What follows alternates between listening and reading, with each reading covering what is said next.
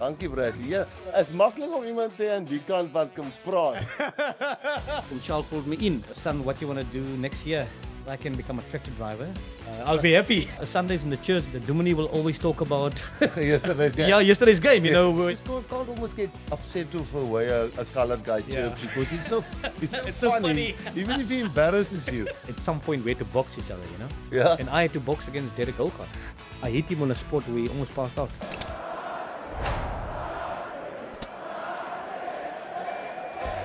This is our last episode of the season. As you guys know, we're tracking the comments, and yeah, maybe as a prize, let's say the most liked comments on this podcast for this week. You know, we'll give 5 of these books. There's English and Afrikaans one, so it doesn't matter in which language you do the comments. Obviously, we'd like you to be a subscriber. From my side, thank you. Give a like and a comment. Top 5 will get, and please subscribe as well. Cool. Okay, Breyton, yes, thank you for being here, man. Yes, like I just went through a few clips, actually clips in games, and but you must help me out here. I sometimes talk too much, but I want you. But you've been on TV all the time, and I want to get to test matches and what you've done and where we've played together and what you've achieved, because I think we have to remind people that, you know, there's some people maybe of the younger generation who don't know what we look like when we play. Yeah. But I would actually, when I read through some of your stuff last night, tell us the story, man. Where did you grow up? How did you get into rugby? Just so people can maybe, I mean, a lot of people know your whole history because you're a legend. But just, I think it's unique compared to the normal guys where it comes from. Yeah, Ras, thanks for having me. It's good to see you again. I know you're a busy man, and you've done such tremendous stuff over the last couple of years that I think we're all grateful. And when I got the call, you know, I was like, wow, no, we need to chat. We need to chat. It's about time. A lot of people, obviously, you know, especially the international people, probably don't know my story. And I think it's quite important that they also know, you know, where I come from. So I was born and raised on a farm called De Kier in Dikoe Bokkenveld. Yeah. It's the closest town is Ceres. And Dikoe Bokkenveld consists of a lot of farms. It's a massive region where many farmers farmed for generations. And some of the most wonderful, good-hearted people. And so my story started where there's, you know, I grew up on the farm, raised by my mom, my grandpa, and my granddad. And as farm kids, you know, we all just went to school. We did the normal farm play stuff where after school, we played rugby, cricket, soccer. But the community also, rugby, mad community. And when I grew up and I opened my eyes, it was like Blue Bulls in Western Province. Yeah. And obviously, being in a Boland, you know, I decided myself, no, I'm going to be Western Province. Some of my family members were Northern Transvaal, but that was the big rivalry that when you also know when you grew up, you know, the rivalries in South Africa and rugby still is. It's very, very huge. And so I grew up. My mum worked in the farmer's kitchen, Charles de Toy. And when I got to matric, you know, Charles called me in and he's like, Breyton, son, what do you want to do next year? And I'm like, man, if I can become a tractor driver, I'll be happy, you know, Bakker. And I thought to myself, was it the right thing to say? Because when the big boss call you in, there's trouble. But here was Mr. De Toy to say to me that, listen, Breyton, I'm going to send you to University of Stellenbosch. If your points are good enough and whatever happens, it's on you. You got to take the accountability and responsibility to go study at Stellenbosch University. And that is my wish for you. And at first I thought he was making a joke. Yeah. And then Rasman, I was like, wow, you know, that moment literally changed my life, I think. Obviously, fast forwarding, I went to go study psychology at Stellenbosch. But in the back of my mind, I was like, wow, you know, when I go to Stellenbosch University, I looked all the rugby fields, the tradition, the culture of Stellenbosch, Matis. And I was staying at the Kosses and I was like, I suppose I need to study because, you know, I don't see where I'm going to fit into this rugby culture. But just to give background, at school, I was always playing, you know, rugby. I was pretty much average in rugby, cricket, and football. And I was a head boy of my school. Okay. So I go to Stellenbosch with a little bit of a CV. And I thought to myself, but now I'm in this big town where I have to make things work for myself. And then I was playing for my Kosses in the third league. And thankfully, on that specific day, there was an uncle called Chami Jenkelson. He was like a Doc Craven. He went to every rugby match been played before the season started. And he picked me up. I was playing, with a lot of soccer guys, just trying to play against, I think it was Ace Murray, and we got club 75, and I scored the only try. Okay. But Chami got me in, he selected me and he got me out of it, and he put me into the Marty's under 19 F team. So I made the under 19 F team to go play trials. Yeah. So it almost happened by default that Chami actually came to our courses to come and watch me. The courses was called Goldfields. It's still there, and it's normally academic courses where guys like Simonsberg, Dagbreek, Ace Murray, those are rugby, like pure rugby courses. And so I made that F team in Ras, and then I worked my way up, and I think within the first year, I always scored lots of tries, but obviously being small, I needed to work on my physique and stuff like that. But it's the first time I got into a gym when I was 18 years old in Stellenbosch. Yeah. And then I actually kind of liked it, and then I knew that because I'm small with all these big guys next to me, I needed to work on my physique. But I was just enjoying it at the moment because making the under 19 F Marty side for me was a massive achievement. Yeah. It was massive. And then things started to happen, and it happened quickly, really quickly and fast for me. But also knowing that at the time when the likes of Chester Williams, was still playing, and here I was, from the farm, not knowing what was coming my way, and I soon realized that, maybe at some point, the Western Province and those guys will look at me, and so I realized very, very fast that, I'm in this game now, and I want to enjoy it, but then I realized what guys like Chester Williams and Tinus Lanier and those guys had done before me, and within my second year, I made the Marty's A team, and I was playing fly at the time. And then I was selected for Western Under Province. 21 or senior? For the senior Marty's. team, Okay, for the okay, Marty's senior team. And then things happened fast. Then, the media started writing about this little guy, But at the time as well, people were talking about, Quota players. And yeah, I was just trying to play rugby for my country and play rugby for Marty's and Western Province. But then I realized that at the time, being a player of color wasn't that easy. There's other sort of dynamics that plays a role before you can make it to the top. And geez, Rassie, I couldn't even speak a word of English at the time, So that was difficult. Listen to you now. Listen to you now. Yeah, wonderful. Yeah, and then things sort of escalated pretty quickly for me, Ras. And at the time I was still small. And the media said, no, this guy won't make it. Yeah. This guy won't make it. But deep down, I inside I hang on to believing in myself and know that my farming community, the whole Kobokofeld are behind me.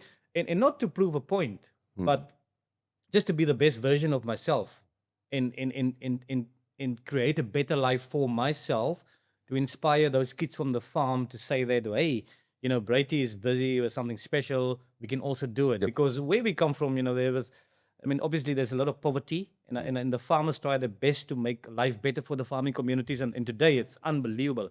It's so much better when I go back to the farm and find my soul again. I can see the improvement that all the farmers have done for their farm workers. So it's not just playing about rugby and making a difference, but I think it's staying true to your course in no way you on your way to make a difference in those kids' life, to make sure that they also want to become. They don't have to become Springboks or sports stars, but become somebody in life. Then, rather than just working on a farm. And I think that was my inspiration over the years, where I didn't want to disappoint my farming community and Mr. Detway and my mum. Is Mr. Detway still alive? Yeah, Mr. Charles Detway. Yeah, well, wonderful. I want to say thank you to him, because I just feel everybody, you need a chance. You need somebody to back you, somebody to believe in you. Yes. But Breyton, just before we hop to the university, at school, I know you were a 100-meter athlete, you were a 200-meter athlete. Yeah. I saw your fastest time was 10.8. Yeah, 10.8, yeah. Okay, so did you guys stay on the farm? Your mom and dad were farm workers, or your family? Yeah, family. And then You always hear about like I like to run on the farm, Yeah. but if you take I mean, obviously it's in your genes, it's natural, but I want to actually get to something that Giel Upland told me that changed my mind totally. But certainly also living on the farm, playing soccer and having all of that speed and But so I think farm work in other sense also developed, farm work, staying on a farm and being in a farm community. That must have helped for your rugby or not. I think, Russ, staying on a farm gave me toughness.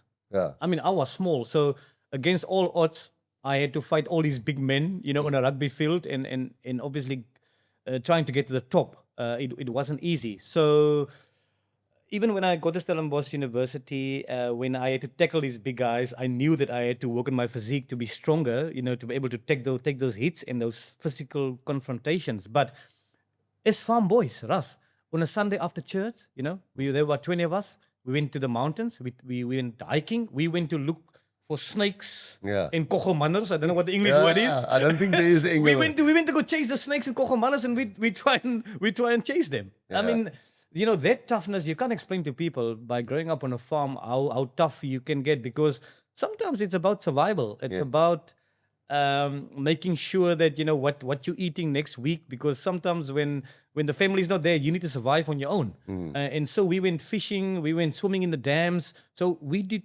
all stuff that farm boys and girls did when I was growing up, and I wouldn't change it for the world, Russ. And I think that toughness, in throughout my life, whenever I had to face adversities or massive challenges, I thought about my farm life and how I survived with sometimes little food or just little stuff. We weren't blessed or that privilege to wear name brands, for instance.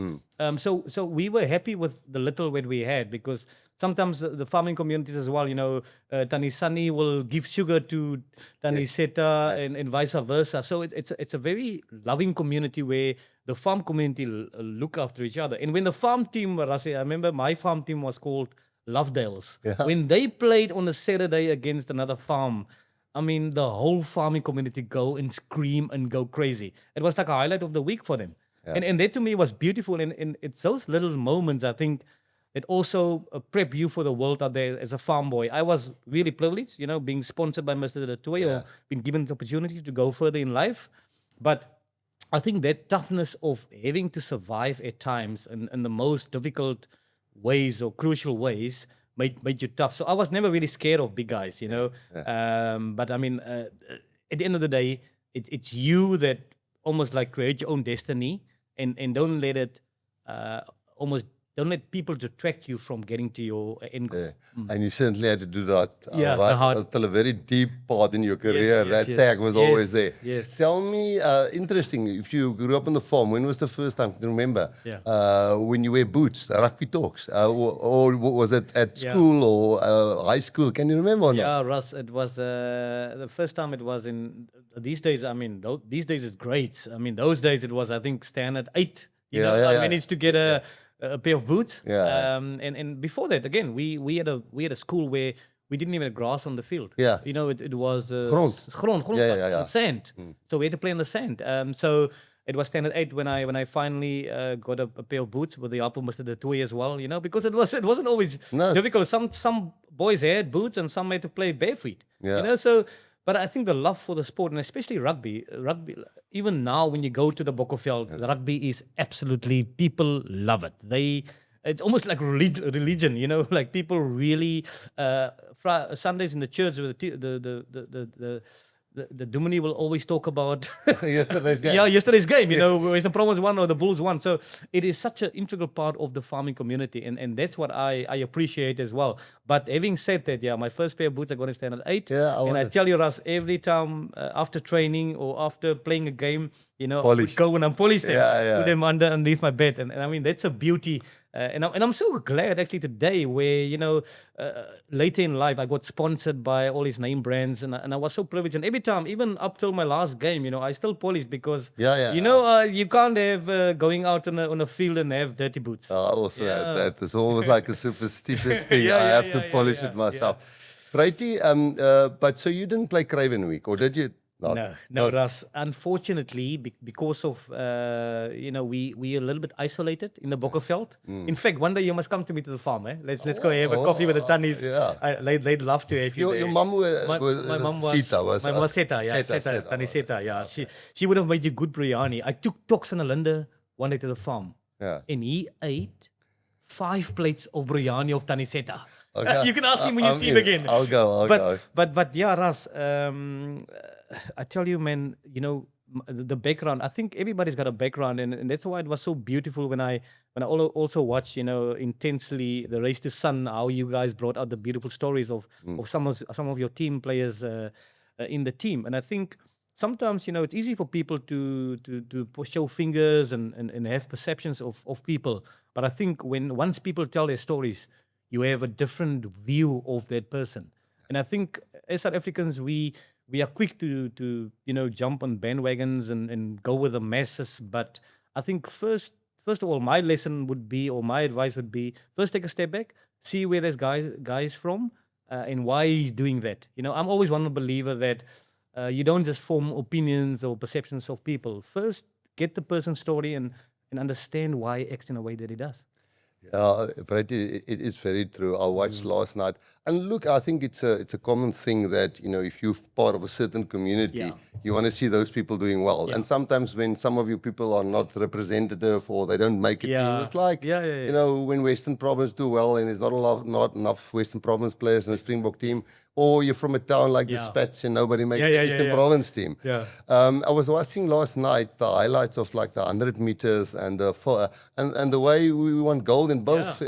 And I was thinking immediately, it's a South African. I'm so happy. I'm so proud. And I think that boils down to your town, your school. And sometimes you get upset when people don't get opportunities and they don't make it. And then you almost cry. Last night I watched it and I was so emotional when I saw those guys, how do you say some Sambani? I don't know. Akini Sambani. Yes. I mean, it was amazing to watch.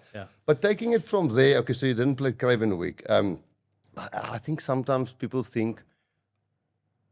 are nervous to talk about things, and I'm not talking political. So we don't want to get into political stuff. When I was in Ireland, I once said, our coloured players. I can't say coloured. And I said, what do you mean you can't say coloured? No, you can't. That's not the right term. I said, no, but we've got coloured people in South Africa. And the guy said to me, you can't say that. I thought, no, man, you must come to South Africa and see. They are such special people. And I think probably, and you can probably tell me a few things about this, the coloured community all over South Africa, but I guess especially the Cape Towns, people, I would never remember at Newlands, there was that front row there. And you can, they could chirp you up. Me and Percy don't have the biggest calves in the world. And whenever we played, as we would run out, it would be, hey, Erasmus, jy die jou Cape Town gepak vir die game nie. But it's such a unique. It's unique, and again, there's farm boys coming, and then there's guys from Bellhaar and from Tygerberg, and it's great to see that since then, when I think you and Chester were obviously, I don't know, guys who probably set the way for the other guys, and then guys like Ashwin come, maybe a different background. Now there's guys like Cheslin, Kirtley. Now you get big guys like Kanan Moody. There was Quinton Davids, the lock. So, it's. I think it's lekker to talk about, because we've all heard. We know a farmer, and we know Sia Kulisi, Uma Pimpi. But getting stuff like this. So after that, you went to the varsity. You didn't make it, and then. When after Stellenbosch, when was your first break? Where was it? Western Province? Ras, obviously after when I started playing well for Marties, because Marties is a institution that when you play for them or get an opportunity, you get seen a little bit. And then I remember the time Ellen Zondag was the coach for Western Province. And in my second year, Ellen called me in and they said, Breyty, man, I see you've been scoring tries every week and week out. I want to get you in the team, but there's no space, because at the time Louis Kuhn was the number 10 for us for Western Province. And I said, Ellen, I play anywhere. I even play hooker if you want to kiss me. I would love to play for the Western Province team. But did you play 10? I played 10, yeah, for Martis. I played 10 for Martis. Okay, fly. So I never even was a wing, you know. Okay. I never even was a wing. And then Ellen said, "No, okay, cool. Somebody got injured, and then he got me into the province team at 19 years old. Yeah, I made my debut for Western Province on a very cold Friday night in Blackburn against the Falcons. Scored 3 tries. Yeah. So that was a massive moment for me and for my community, obviously. And I thought to myself, man, my job is done now. Yeah. I don't even care whether I become a Springbok or not, but just to put the Western Province jersey at the time over my head was such an amazing achievement for me. But then obviously it was a start of lots of things to come. And sometimes in life, I think, you don't know how your path is created for you. But that night was such a special night for me. I scored 3 tries on my debut as well for Western Province, and then things started to articulate. But again, the media was still saying, no, this guy's too small. That tag was always there with me. Yeah. I think we might chat a little bit later about. Yeah. Because a big principle of the way I like to coach, just because, you're 4 years younger than you. You're 48 now. 48. You're 48. So we more or less played in exactly the same era because you started so young, at 19. And I don't know how many test matches we did play together.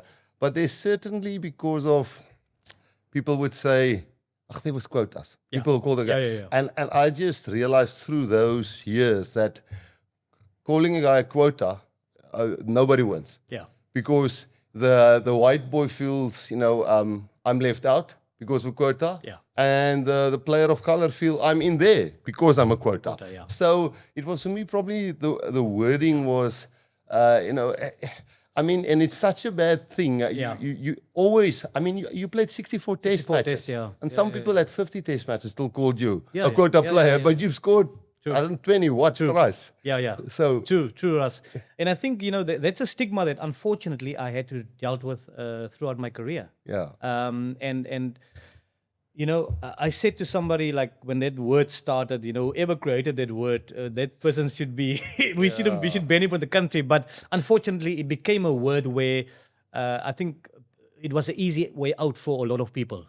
When I had a bad game, no, this quota player, he shouldn't have been in the team and all that kind of stuff. So to a certain extent, me and guys like Chester and Tinus had to fight that battle off the field many times to try and explain that, nobody's quota players. And I always said, the day, even before when that word started, but the day before I made my debut, I said in the media, guys, I know there's the stigma of quota, but if any coach pick me the day for the Springboks, I want to play because I'm there on merit, and because I deserve to start for my country, and because I work hard to get to this level. And also, as you know, we've traveled, all over the world. We were blessed in many ways that we had to go, obviously, face the media many times. And many a time, I also had to face the media where they ask you, so Breyton, what's going on in your country? And that was the last thing I wanted to talk about, the political stuff. And it was sad. But you know what? When I look at, your team now, or our team now in South Africa, and I saw the demographics, it meant that I was put there for a reason. And so was Chester Williams as well. And I need to tell the story to you. And I don't think many people know about even this. I don't really share it. I've shared it the other day when I was doing a talk at a corporate. But I think there was one, like early in my career with the Boks, we were in Wales. And there was also a big controversy because the Springboks weren't fast-tracking players of color into the team. And we were forever getting these questions. And that me and Chester were actually roommates on that tour in Wales, and we were talking that night, and the media was on our case, and it was a more political week than anything else. And then Chester, I actually asked him a question that night before we went to bed, Russ, and I said to him, Chessie, my man, how do we deal with this? Because for me, it's getting difficult now. I want to play for my country, and I want to stop answering these political questions. And he said to me, Breyton, you know what? It's not about us now. It's not about us now. You make sure you continue till you can't no more, because in 20 years' time, it will be much better for the boys playing rugby now. And you know what, Ross, when you guys went out 20 years later, 25 years later, against in Japan, I actually flew over for that game, and I went to come and watch it. And I was in the stands, and I had a moment. I had a moment because, and I thought what Chester said to me that time. If I stopped, who knew or who knows who would have been the next Chester Williams or whoever it might be, or you know what I mean? And those kind of moments you can't explain to people, but that was a moment for me when I saw Sia and Chessie and all these guys running out for you and beat England or whoop their asses against all odds in that final. That to me was a moment. It was almost for me like, wow, job done almost. And we as South Africans, we fought a lot of battles all the time, but I think a story like that who inspired me, Chester Williams, the late great Chester Williams, and may his soul rest in peace. I could have give in because I wasn't ready really to go on with this political stuff. I just want to play rugby. But Chester Williams changed my mind that day before he went to bed, and the rest is history, Rassie. So I'm very happy about that. Wow, that's an awesome story. And I want to put this both ways because this is, I think it's nice information for the people because I don't always think. I think we want to talk about how wrong things was. We actually just talk about how difficult it was. How difficult it was. But we need to learn from that. So if you take, in those days, Jaapie Mulder, 100 kilogram. Dean Hall, you played against 104 kilogram. I mean, when you went to Clermont, that Rougerie was 106 kilogram. So, and then everybody in those days, and Giel Appelen changed my mind on this. I coached in Cheetahs, Bloemfontein, Afrikaans, White, Christian Boys. Very easy. They're all the same, but we got Kabamba floors in. I started to understand a little bit more. And we got Bevan Fontaine in. I got to understand a little bit more. What is Edric's name? Eddie Fredericks and Ashwell Rafferty. But then I got, so it was actually easy to coach in Bloemfontein because, everybody was like the same. They thought the same mannerism. I don't know what's the best word in English. But then I got to Cape Town. And yes, it was for me eye-opening. I don't think there's more than 90 clubs here. And, I remember one of the first council meetings, all the presidents were sitting there, and now you had to answer to all the presidents. And then within Cape Town, you had Tygerberg, and you had SK Warmers, with the Muslim club. Am I right? Muslim club, So it was a lot of things for me also to learn. But one day, me and Giel Appelen sit and chatted. Because, not a stigma, but almost like a belief. And if people repeat it all the time, then people believe it. And they said, no, but it was in the coloured boys' genes to play wing. And I also said it, because it was you and Chester, and most of the guys played wing. And they said they weren't really big coloured boys. And I thought, okay, that's true. But then me and Giel had a chat, and Giel said, and I said to him, but why do they all play wing? And he said, listen, if you give guys like you guys on the farm or, wherever in the township or ever play there, and a couple of boys with a ball, and they're going to play touch rugby, and they only got a ball, and there's no field, and there's no poles for kicking poles, and what are they going to learn? How to sidestep, how to chip, how to goose walk, how to go skip pass, and that's everything that a wing needs. So nobody, if you don't have access to how to scrum, or how to support in a line out, how to clean out on a rock, the furthest thing away from all of those mechanical things, I can call it that way, is wing. It's wing. And he explained it to me like that, and I thought, okay, this makes sense. Let's get some. That's where we started that EPD programs, getting guys how to scrum, and then you got Eddie Andrews that came through. Quinton Davis, massive lock. Marvin played. Dale Santon was an absolute. Ashwin was big. Okay, look at Kanan now. So it was definitely not a genes thing. It was an access thing. It was getting resources and access because so fly off. Then were you left footer? I was left footer. You were a left footer. I never, because you could kick the ball. Sometimes you kick touch. I also kick touch as well, like for the post for Martis as well. Okay. Okay. So the Giel makes a very good point, and it almost came natural to the colored boys, especially like on the farms or on the Cape Flats, because they had this natural gift. If you look at the history, especially of the colored clubs, around Cape Town, all of them could step. and had speed and can go step. So Yeah. naturally, like Gio said, they would put the guys in the wing. But it's also good to see that that stigma is also sort of somehow fading, Russ, because there are some big boys like Quinton Davis played with me as well, and he was a character. He was a character. He was brutal. He was honest, but he also was a good team man. He was a really hard guy, and it's a pity that he played in that era. He played in the era where he was playing while he was holding his own, but I think he played when guys like Buckies and Victor played. Front look, Danny Rousseau. Danny Rousseau, those kind of guys. But Quinton, again, in my opinion, I would go to war with him any day. We actually assigned him with the Cheetahs. He played a season or two for us at the Cheetahs show, so I know Quinton pretty well. So moving on, then your first test match was the one in Italy, against Italy and PE. I remember that one. It was a lot of my dispatch friends visiting at the old Boetie Erasmus Stadium. Also scored a try there. Your tries were almost per test, 26 tries. 26 tries. 26 tries in 64. 64. That's a pretty good strike, right? But your try scoring for Western Province was almost a try every second game. Second game, for Western Province, I was scoring, I think 70 tries in 71 games. Yeah, so that was quite a good, good strike rate. How many games did you play for them? For Western Province, I played 71, but obviously then the Stormers came, Russ. So I think for the Stormers, I also played like 65, 70. So it was in the time when obviously Super Rugby came, and it was. If you combine it, more than 100. If you combine it's more than 100, yeah. So, but I must say that obviously playing for the Boks at the time, how conservative we were, And I was always like fighting for the ball. In fact, sometimes I ran to where you used to get the ball. I used to go fetch the ball in the ruck and run, because I remember that time we were quite. Conservative, it was very direct. Very direct. It was very direct. It's funny also. A lot of people love to say this guy is too small. I mean, Cheslin had that tag. Curtly probably had a tag. You probably had that. But a lot of guys. But if you actually go and say a guy is too small, then you must say too small for what? Yeah. Doesn't he tackle? Yeah.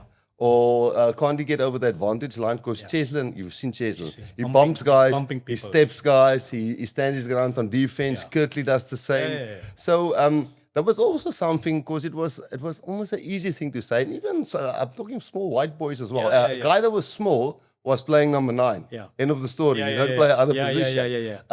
And that certainly, some guys broke that down. And you get guys now consistently. And I think there might be a surprise as well of one of the guys, because we're trying to track from Varsity Cup right through to the top level. Because there's gems like you in all communities, which when you see him there, you think this guy's got something special. Can he do it at test match level? But if you don't give him a chance, how the hell would you even know? So the matches we play together. So there's a few that I'm not nice to say, but the first Currie Cup final I played, we lost against you. You played in '97. So you won that Currie Cup. You won 3. 3, yeah. I lost the one against the Bulls. Remember that one that talked about one where I passed to Chester passed to me. Yeah. And Andre Watson said it was forward. Remember that one that we lost in the last minute almost? I remember the Cheetah ones better that we lost. I don't remember all the... So you also... Because we've got one where Algar passed to Jan van Wyk against you guys. Forward pass. And that was a forward pass. So you also... Yeah. So 3... well, 2 Currie Cups or 3? Yeah, 3. 3 Currie Cups and one lost one.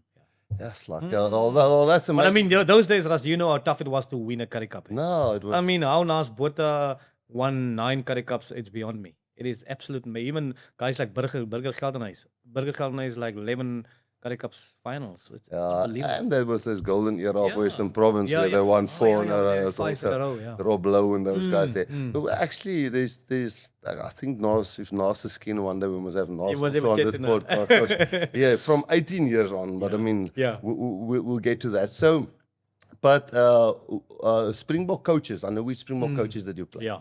So my first Springbok coach was Andre Markgraaf. He took me to Argentina. I went to tour with the boys in Argentina. There was quite a nice one. I played against we were the the dirt trackers, the B side, when I made my debut. 90. And we played 96, yeah. And we played, were you there on the Taurus? I was there. I was then picked when Skitterbacker got injured in France, and I flew over. You flew over. You got I us played that played against Barbarian. Lyon. That midweek game. Yeah, the midweek game. Yeah. Barbarian, So you played with me then. Yeah. So I played my first game for the Dirt Trackers midweek in Rosario. I also scored 4 tries on that game. So it wasn't my first debut. Obviously, I had to wait.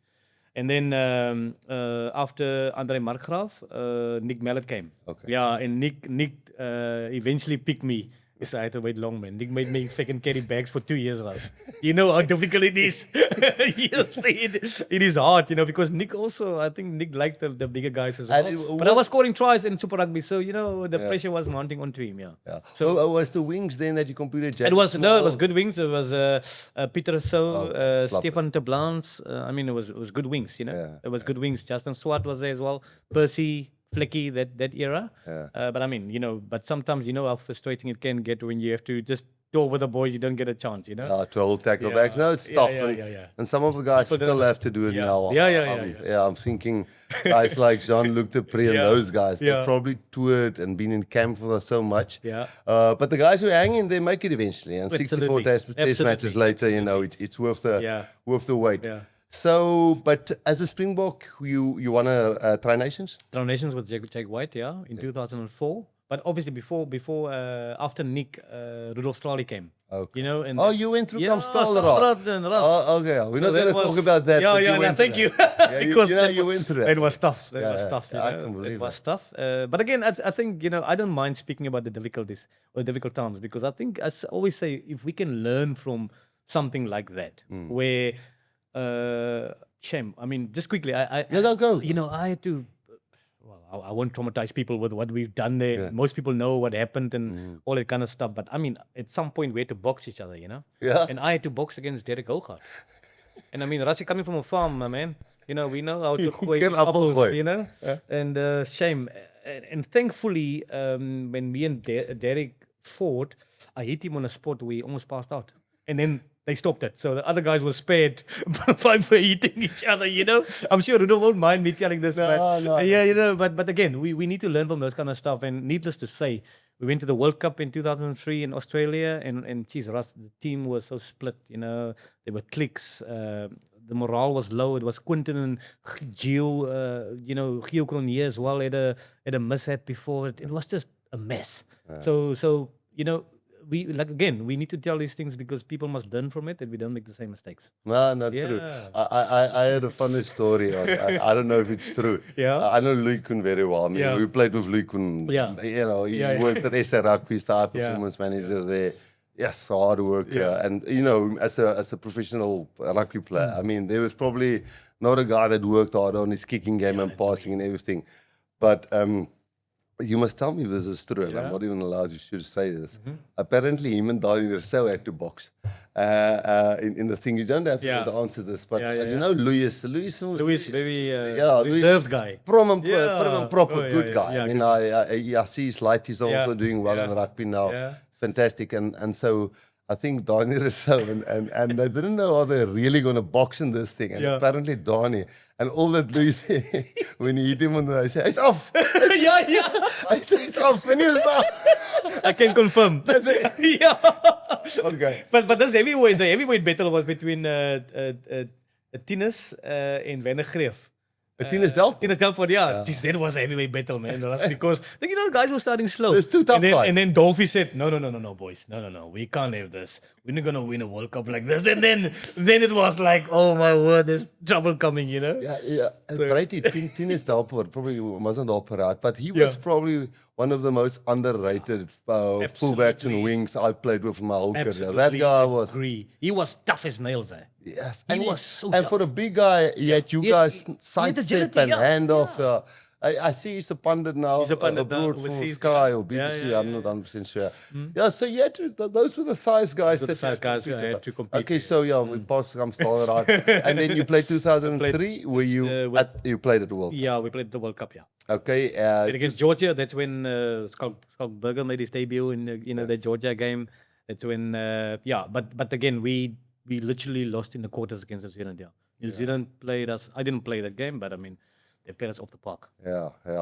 I remember Lee Koen still kicked that one-out goal when the fan was when we was ankle tapping him on his second. He had to was in the World Cup World there. Cup, yeah. Or maybe if you show you the clip, he was Yeah. busy in his stride and Yeah, the yeah. guy ankle Oh, tapped yeah. the supporter. The supporter, yeah. ankle Yeah. tapped him, but he still kicked Yeah, him that was a over. moment, yeah. Okay, and then in 2007, you were part of the you were on the I standby. was part of the squad on the standby list for Jake's white team Yeah. before the World Cup, because obviously Jake, came in 2004 after we were the low. It's almost like us when you came in, and it was dark times, for the Springboks, and Jake came. I was actually about to retire in 2003 after that World Cup, because then I had enough, and I felt my race was run, but I was still young enough, But he was so traumatized by all that happened and all that kind of stuff. But then Jake called me back. He called Percy back. He called Os back.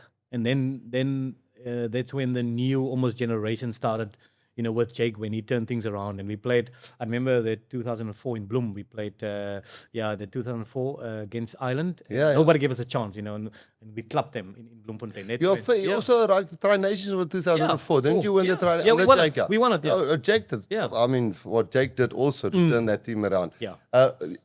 In 2007.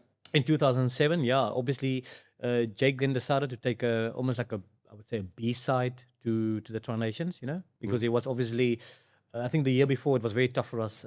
Things just went down, and we were in a low moment, and then SA Rugby flew Jake back to come. Oh, and remember, yeah, kicked that Andres, kicked over, and you won that game Yes, again. we won. We even the game, Ras, where we played against England, where Janus Labuschagne got a red card. Yeah. Oh, it was such a low moment. So then SA Rugby said, "No, Jake, come back. I think we're gonna get a new person."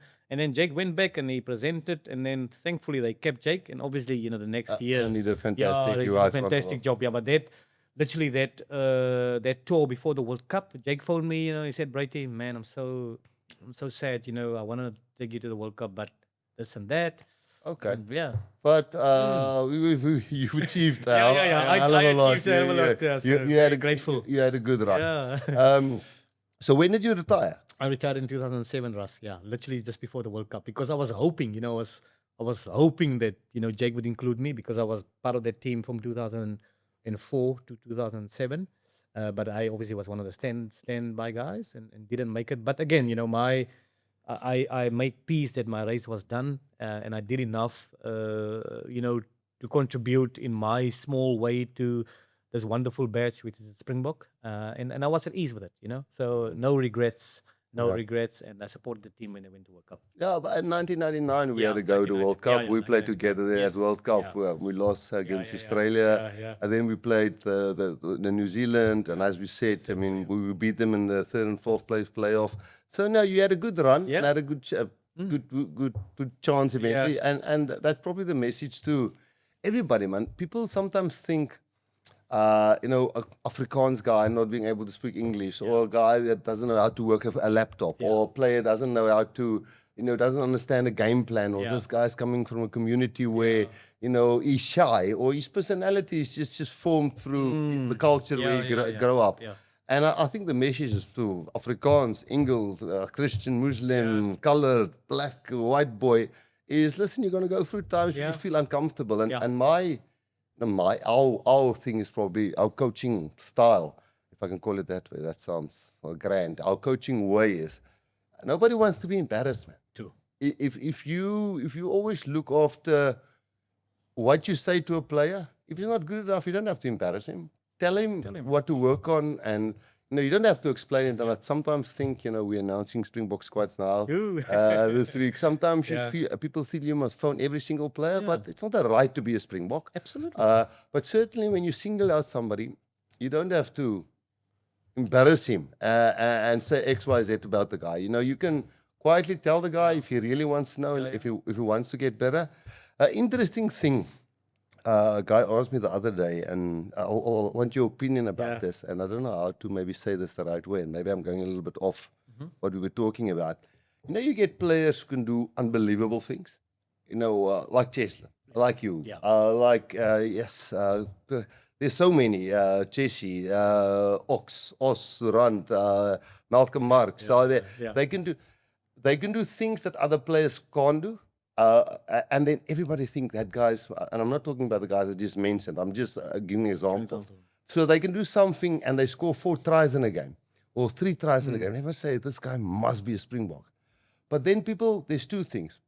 One is probably people don't know that guy's personality. How is he in a team environment? Yeah. So you see what his output is, but you don't sometimes see what else he does in a team that's maybe pulling the team apart. I was at one stage definitely a player like that. And the second thing is, sometimes a player like that can do things that other players can't do, but he can't do the thing that all the other players can do. Yeah. Breyty, Yeah. I don't know, is there anything, I want to talk a little bit what you're doing now, because Breyty, you're sitting, I'm just listening to you now, the way you, where you grew up and the way what you doing, I mean, from talks and chops to Super Rugby to being a pundit while the game is on. It's eintlik amazing, man. Van te kom van daar af en nou met soveel gesag te kan praat en mense they appreciate it and they also listen to what you're saying. But is there anything in your playing career that you want to highlight still or ask me? Yeah. Of course. Yeah, yes, Ras. Thanks for that. Thanks for the compliment. I really appreciate it, man, because sometimes we talk a lot of crap too, you know, or we don't always make sense for the viewer or people watching, because we all know how special this rugby brand of ours is, and we need to continue educating, you know, without getting personal, in my opinion, you know, Ras. And you know what, Ras, I actually, in my first year, when I started to make, and this is like a little advice for especially young boys and girls watching, you know, it's playing rugby.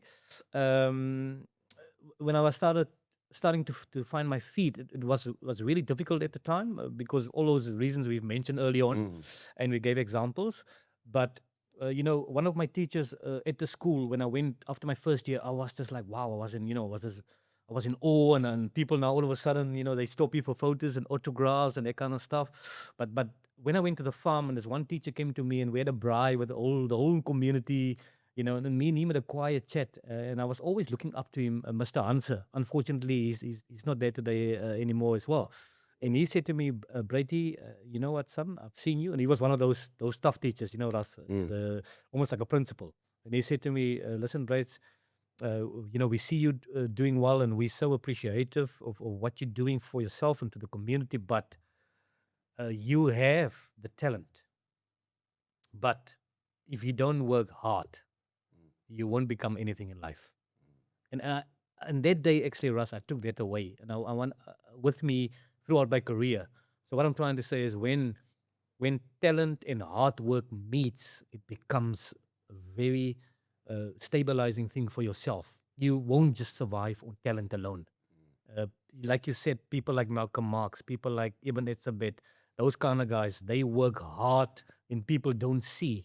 And I think those are the things that young boys and girls must take away. Your talent won't get you anywhere. And there's a saying, Breyty, I'm quoting a guy when I'm saying this: when talent meet talent, hard works win.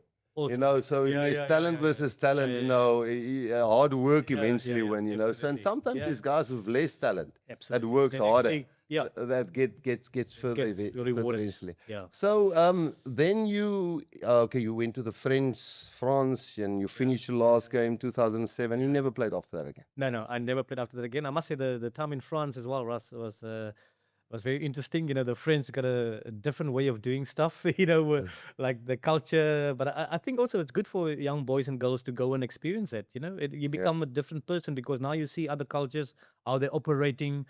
Because we actually, in South Africa, we are so used to what we are used to. And sometimes it's good to see, you know, like with things with different eye, because we just carry on, and we have our own challenges in this country. But it's nice if you have an opportunity to go overseas, you know, go and experience other cultures, other people, and see how they do things. And I've certainly also learned a lot from that. So my 2 years in Termo was really, really good, and I think also it makes you a better person after all. So in 1999, I want to go back to that. Yeah. Not 1999. When was Harry Viljoen Springbok coach? Harry was 2000. 2000. Yeah. I felt that's where rugby, not because of Harry, but that's where rugby became really tough. Remember, Harry brought in, I'm trying to fill on to you saying, experiencing French and New Zealand and Irish. You know, we've got some Irish guys in the setup now. But Harry Viljoen was actually the first guy, and he got Mick Byrne in. He was a he was The kicking guy. Yeah. Aussie rule. So he guy, could yeah. teach guys how to do the aerial Yeah, yeah, yeah, skills, yeah, and yeah, yeah. yes, he could work a ball off his foot. You know, he was unbelievable. He came in as a kicking coach. He was amazing. And then Leskie, yeah, Yeah. remember him, the defense guy. He's Yeah. actually now Australia's head coach. I saw, yeah. And he came in as the rugby league Yes. defense coach. Yeah. I actually felt that's where rugby changed. Absolutely. Because before that, you had something to sidestep. There was a dog leg here, or was a slow guy here. And remember, they brought in alignment and spacing, and that's actually where I felt, okay, now I'll like the loose forwards Australia, and you guys started now getting your footwork He was scoring a lot of tries with Harry, yeah. You're actually so right, Russ, now that I think about it. Harry was, I still say to people, I think Harry, unfortunately, was way ahead of his time. Really, Rassie. And I think you can attest to that. Harry he was just so intelligent. I think he was 10 years ahead of where we should have been. The guys couldn't buy in what he was trying to do, because obviously it's easy to reflect afterwards. In hindsight, it's much easier. But I just feel that Harry, he brought in the right stuff, but it was too soon for the South African rugby culture. We weren't. I was, for example, not ready for that. I was dropped off my third game under Harry because. You know, I didn't understand totally because with this rugby league guys and this Aussie rule. But if you think back now, he changed a hell of a lot of things. Also played my last game with you, I think, against under Harry against France in Durban. In Durban, yeah. Yeah, that was my last game. Serious, that's your last one. Yeah, that was my last game. Then I didn't play after that again. Yeah.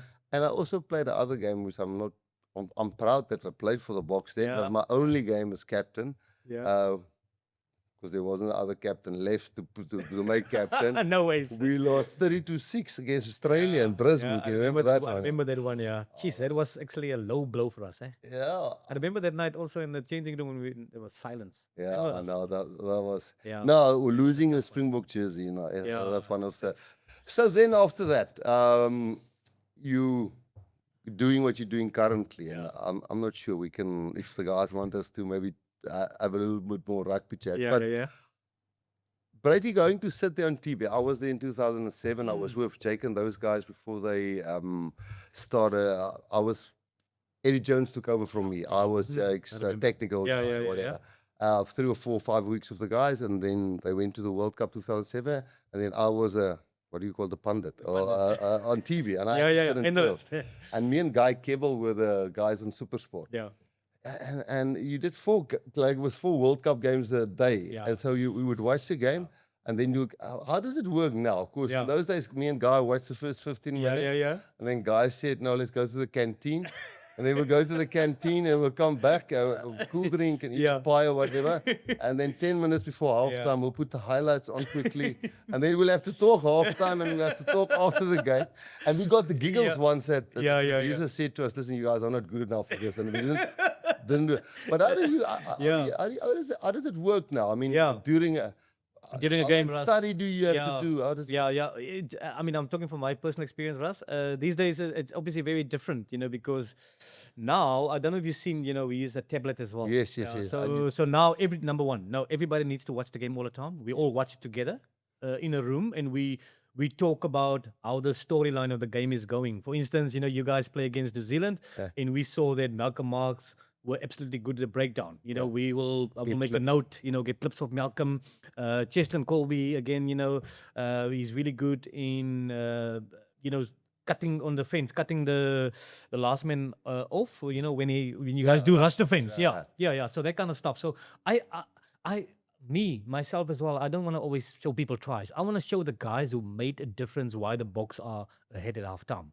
You know, the guys who were almost like the most valuable players in that first half. So it's easy to show the tries and the guys who score the tries, but for me personally, you know, so it's very intense, and then it's very important, you know, especially for young boys who want to one day come and sit there with us on Supersport. You need to be prepared always, you know. You need to know how many tries have Cheston scored up till now, you know. And me as well, I sometimes also try and look what happened during the week. Vincent Koch had a baby, his wife, for instance. That's something nice to mention, you know, while you talk about the guy. You know what I mean? I like the human side of it, Russ, you know. And I think that's what you also and your team also brought out to actually show corporate South Africa guys, if we work together, we can achieve much more. That's just my view. Yeah. Oh, that's lekker. Yeah. Tell me, and then Brady, before you come in halftime, Yeah. do you guys like rehearse what you're gonna say? at Yes, we halftime? consult. So let's say me and Nick or Skulk, we together, and I'll say, Skulky, this is my take. What's your take? I saw this. What are you seeing? And it's sometimes nice to bounce off each other because a guy like Skulk Burger, for instance, I value him so much as well because Yeah, he's so good. sharp. And he really, it almost comes natural to him as well. Let's say when it's talk about lineouts, he talk about the vacuum a lot, that kind of stuff. And some guys who know scrums, I won't go into scrums. I mean, it's not my strong point. So Yeah. I will always ask a forward, what would you do differently? Yeah. So then we consult, and then it's important to consult with the guys because you can't just talk what And you you've want to got talk 4 about. minutes Yeah, you got half-time. 4 minutes. Yeah. Yeah. So you can't just talk what you can talk about, but we need to obviously, if a referee was really poor and he nailed, let's say, the box, we need to talk about him. I mean, you can't shy away from that. Or, Russ, if you guys played, poorly tonight, we need to say, we need to say, listen, it was an off night because of this and this and that. But when you guys, I mean, geez, thank goodness, the last couple of years, it was very easy for us, Russ. It was so easy for us because when the box play, people get personal, man, And when you guys have made it so easy for us. So I have to say thank you to you, the team. No. Brady is for me interesting. I've thought so many times. Yeah. And actually, if you check, you, John, Scala, you all were the Stormers. You're talking about Harry Fillion, and maybe Harry must get more credit. Yeah. Of course, it was also the era when you were that Men in Black. Men in Black era, yeah. Bobby had yes, such a Bobby big- Skinstead was our main driver that time, Russ. Yeah, I remember that '99. It was the Men in Black with the Stormers. It was a wonderful year. Yes, we didn't make it to the final, but I must say, in my career as well, I haven't experienced something like that. And I think that was a time when rugby became so commercial as well. And I think the Stormers, led. hierarchy, they saw this opportunity, Yeah. and we jumped into it. And I mean, I remember that one stretch. We had 6 games at Newlands back in the day. 50,000 people every week, Russ. Yeah. And I must No, say, that was a special time. And obviously, towards the semi-final, there were a lot of tension. Then people were talking about the money aspect. Oh, I where- remember that. I remember, Andy Marinos, Yeah. went and represented us. And it was all over the papers. I mean, back in the day, there wasn't social media, so you had to wait for the papers to read a story. And that Saturday morning when we all woke up, it was pandemonium, and unfortunately, I feel that whole media hype affected the team because we were much better than the Islanders, I feel, at the time. Yeah. But The Islanders. yeah, the came in Islanders, final they and- beat us in semis. Yeah. Russ. You know what they did? Yeah. I don't know, we don't talk too technical. Yeah, But they yeah. never went to ground. They never Because went to ground. Corne was Yes, stealing ball and Bobby, and they just stayed upright and Corne offloaded. couldn't steal balls. Yeah. Yeah. We were chasing shadows all day. Yeah. Yeah. That Stormers team. Yeah, it was great. Salma Ray, You had characters. Wattilo, Corne Hendrik on the Gerber. ball, Yeah. Bobby running around us. Wasn't Andrew Aitken also? Indra Aitken was there, Flecky, Robbie Brink, Robbie Brink, Percy. It was a great team, Russ, I must say. Percy didn't Percy pick a went ball, forward. miss a ball, slap chips. Oh, Flecky. Yeah. So we had a great team, 99. I Getting must say. old, slap chips. We're getting old. Slap chips' daughter and my daughter is playing netball together. Yes. 21. We're getting old, yeah. Brady, I mean, if you take the whole career, it was easy when Oosterrand, I was with him from the army, me and Algaard played almost all our games together, but we had some special points. Yeah. I mean, if you talk about again, it's the 3rd and 4th place playoff, we played together. My last game, I played together with you. Yeah. Then, that one against Italy where you scored 3 tries. Yeah. That was my last game. Then the one where I was captain, where we lost 32-6. But I also gave you a try with David. You gave me a few tries, Russ, and there's one I'll never forget. Never forget. It was like my 3rd try about to score against Italy at the Boetie Erasmus. And you gave me, I would call it, like in football they say assist. You gave me that assist, to go score my 3rd try, which I was incredibly grateful for. Because at the time as well, we played very conservatively, but I mean, that try gave me my 3rd try. So it's a hat-trick on debut. And then also, Russ, so many emotions went through my head when I scored that 3rd try. And my whole family, Mr. Twain, his family was in the stands. And when I scored the try, I was like, man, I need to do something. And as farm boys, Russ, we all did it. when I grew up, the farm just got into my head. And we all did bola makisis, like Was they that say. the first Yeah, one? and I did my first flick. And afterwards I was like, what the hell did you just do, Brits? But it was such a moment for me, a special moment, scoring my third try with my family in the stands, and it just took me back to the farm. So thanks for that assist. No. I think they must actually give people who give assist more credit. Willie In rugby, yeah, Willie Willie, he's Root. the assist king. Yeah, yeah. Willie's the assist king. So they must do it actually in football. I watch a lot of football. In rugby, they must also do it to give people who give assist or who give the most assist during a game or a season. They must give those guys credit too, Russ. But thanks for that, eh? You know, Brad, Yeah. you're talking about the flip-flop or Yeah. Malakisi, Afrikaans Yeah. word Yeah. somewhere, Malakisi. You know what you see a lot now? When a flanker steals a turnover. Yeah, yeah. He goes like, and or when when somebody get a turnover scrum, Yeah. I wouldn't say it's an overseas thing, but it's like a flank each stole a ball. Just stole a ball. And for me, and then I think the rest of the team goes, okay, well, you stole a ball, it should Yeah, bloody yeah. work. You know, Yeah. or when somebody kicks over 3 points, nobody goes, Yeah, yeah. Have you seen when kickers kick the ball over the poles? Nobody goes, but it's 3 points. But when a guy steals a ball, he's celebrating like he's just no scored points. a try. Yeah.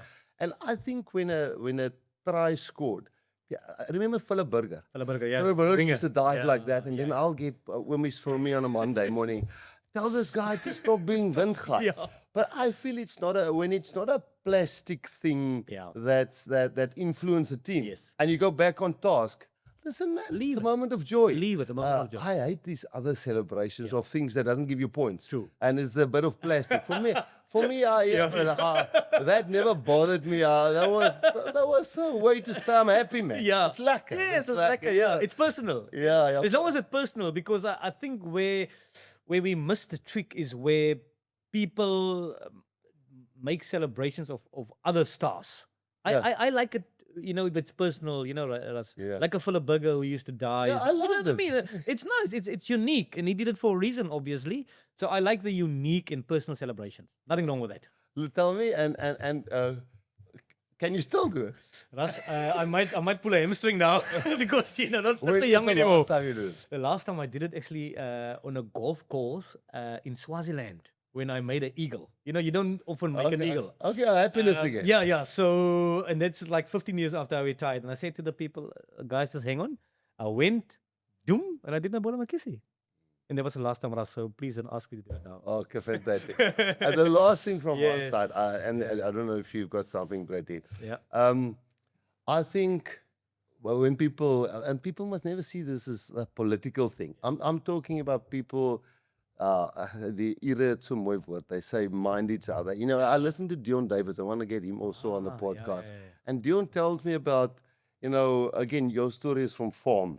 Dion tells me about, what is honest and I Honest en bedaarsdorp. the bedaarsdorp. And if you see in the colored community currently, the club rugby, they've got a DJ, and every club's got a song. And they've got that almost like a radio station, and they play those songs there, and every club has a song, and the vibe which is currently under the colored community is probably helping club rugby, because and where I grew up, unfortunately in the Dispatch club rugby is not so strong there. And nowadays there were 6-7 Yeah. teams, but it's still strong under the colored is. community club It is. rugby. It's a wonderful thing, and I think we'll get Dion to share some of that, because you guys play a big part in our rugby setup. No, that's it. Thank you for that. And I tell you, the community club rugby, especially in the Boland, where I come from, it is, even now, it is crazy. 15,000 people sometimes at a game on weekends. Yeah. It is phenomenal.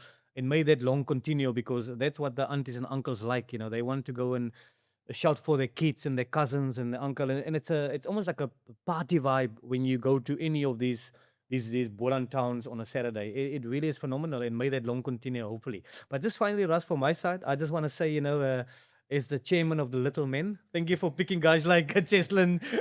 Thanks for picking guys like Grant Williams, Curtly Arnser, just to mention a few. Even a guy like Quagga, for instance, he would have never have got an opportunity. I would almost say in the old times of SA Rugby. And I think your progressive thinking for me is one of a kind, and may it long continue. So I'm trying to say as well that little guys out there, don't be scared. Rassie's door is always open. As long as Rass is there, it will give you an opportunity if you are good enough and you make sure that you work hard all the time to stay in that Springbok team. I wanna enact of this because I just think I just love how the colored community chirp. I don't know. This story has had so many versions. Yeah. But I'm not going to name players' names, but we were playing a game and we were busy losing. And there was a guy on the reserve bench. Yeah. And they were chirping. I remember that front row there at Newlands. Those guys were so sharp with what they said there. And they were busy chirping the guys on the field that were losing. Yeah. And one of the reserves looked back and he said, argue you, but can't almost get upset with the way a colored guy chirps because it's so It's so funny. funny. Even if he embarrasses you, you have to laugh what he laugh said. at him, yeah. And one of the reserves looked back and the guy said, "Hey, jy moet nie," want his team was busy losing, and hy sê, "Hey, jy moet nie terugkyk nie. Jy moet weet as hulle verloor en jy sit op die bench, wie jou kak is jy?" Yeah. So yeah, Breyton, very I appreciate you coming here. I appreciate what you've done for the little guys and for everybody in South Africa and all taking the time and coming to have this chat with me. Really appreciate it. Ras, thank you. It's an absolute pleasure. Shanana. Thank you. So great.